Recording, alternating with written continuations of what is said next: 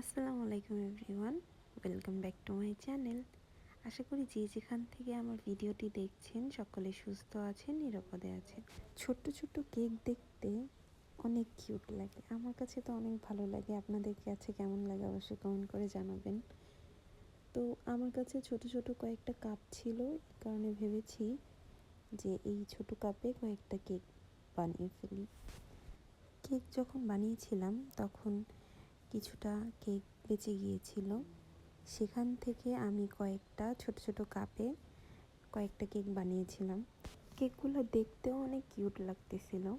তার দুদিন পরেই আমার কাছে 12টা এই ছোট কাপ কেকের অর্ডার আসে। 12টা নাকি 10টা মেবি ছিল।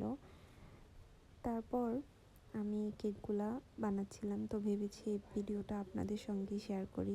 এখানে ফার্স্টে আমি 9টা কেক ডেকোরেশন করেছিলাম, তারপরে আরও 2টা করছিলাম মেবি। তো আমি ছোট যে কাপটা আছে ওই কাপে করে নিচে আমি কিছুটা হুইপ ক্রিম দিয়ে নিয়েছি, তারপর দিয়েছি কেকের একটি লেয়ার।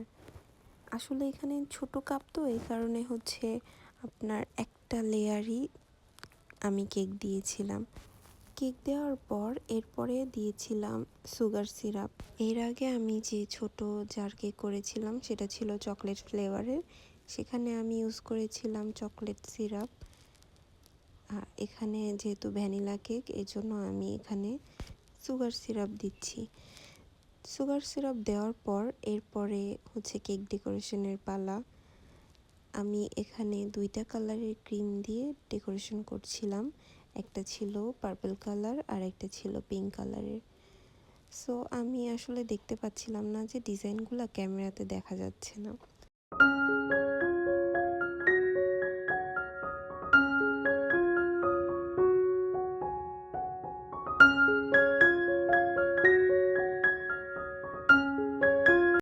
সবগুলা কেক ডেকোরেশন করার পর আমি এর উপর দিয়ে দিচ্ছিলাম কয়েকটা সুগার বল।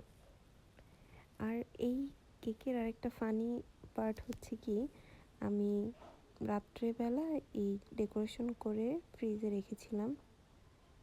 সকালবেলা হচ্ছে আমার ডেলিভারি দেওয়া লাগবে, তো আমি ঘুমিয়ে আছি, তখন ঘুমের মধ্যে আমার কাস্টমার চলে আসছে।